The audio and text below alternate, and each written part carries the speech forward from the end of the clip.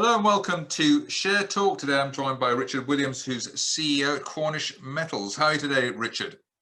I'm very good, Zach. Thanks for having me on. Right, quite an exciting time for you and your company. First, I presume the clue's in the name, but what's Cornish Metals all about? Well, Cornish Metals is a company that was started in its current form in 2015. It was a concept put together by a group in Canada called Osisko Gold Royalties that was looking to create a company focused on high quality tin assets, and certainly assets that had the potential to be long life mines in production where Osisko could benefit from a royalty. And so I joined the company in 2015 and we started looking at various projects, and the standout to us was South Crofty in Cornwall, located in the town of Cambone and Poole. And so we acquired a package of mineral rights plus the South Crofty project in 2016, and we've been working there ever since. So at this point, we've got to the point now where we're looking to list the company on AIM, raise some money and work on a new high-grade copper tin discovery that was made at a project called United Downs. Well, I mean, copper has been a lot of excitement about copper since the pandemic started, and I suppose most hard assets. I think most of us would have read about tin now, tin being near 7-year high, rather 7-month high, 7-year high, and it's sort of part of the whole, I don't know, Biden green revolution and all the other revolutions that are happening. Is tin the sort of the new gold as well? Well, I like that. I'd like to think so.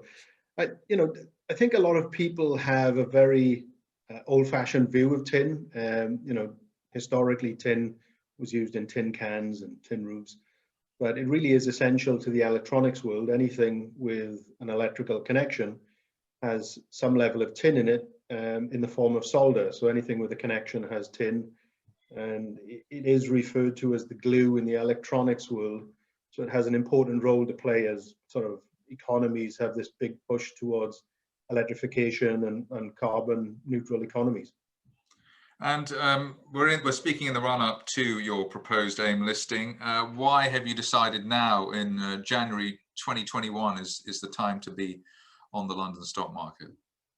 Well, we were working towards this through most of last year, and we were hoping actually to try and start marketing before Christmas, but there's a lot of work involved to get to this point.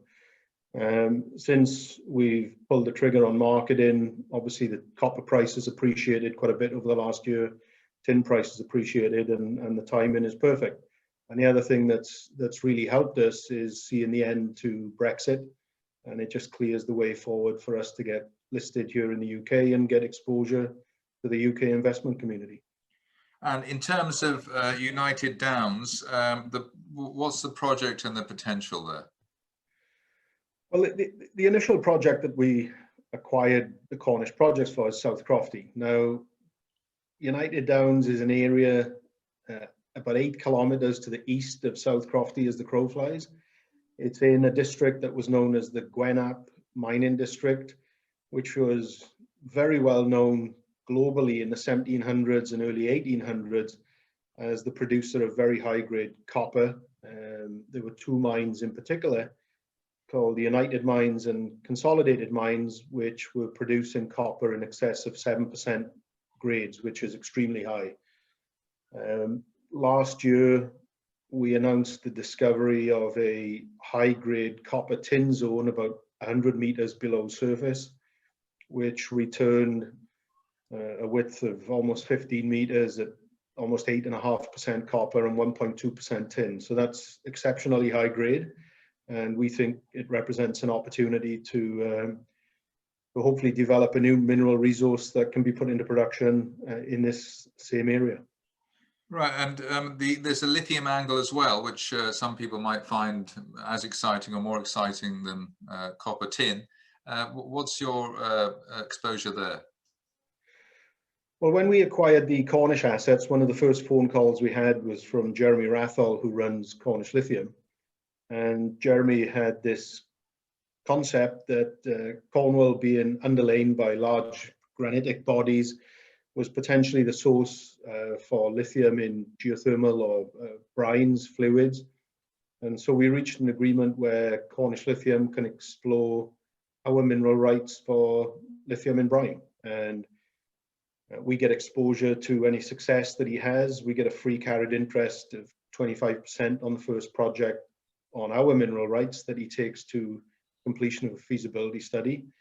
And he's done a fantastic job. He's really shed the light on what could be a completely new angle for Cornish mineral resources.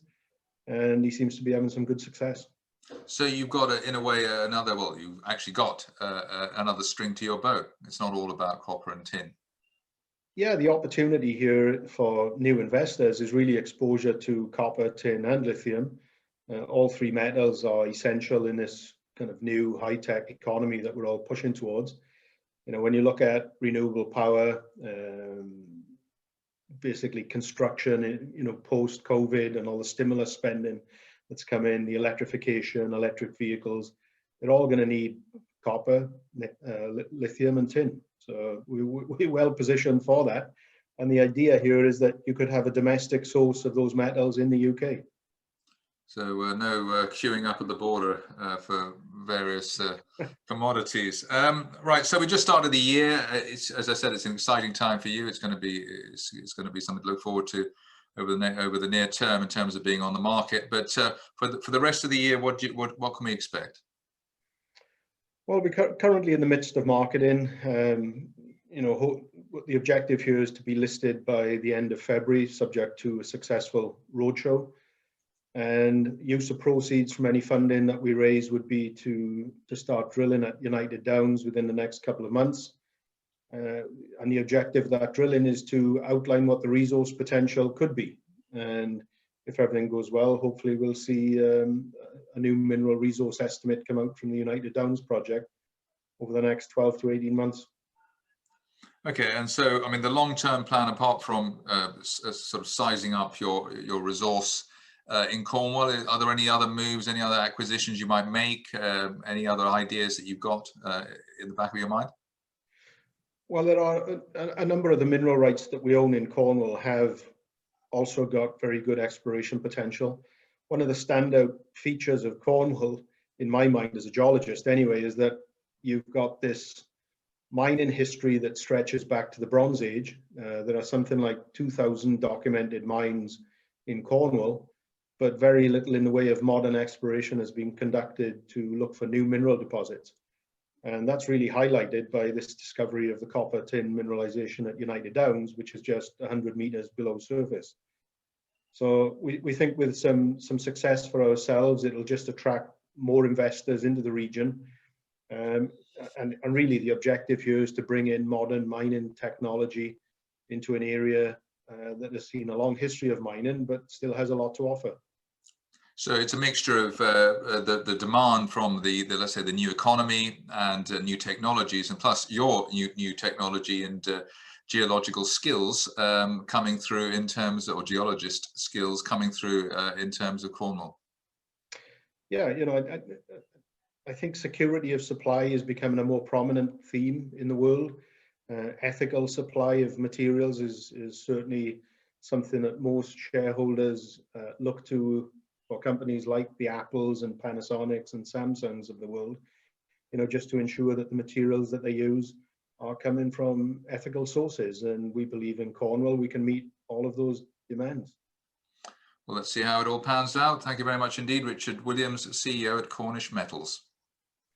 Thank you, Zach. Appreciate it.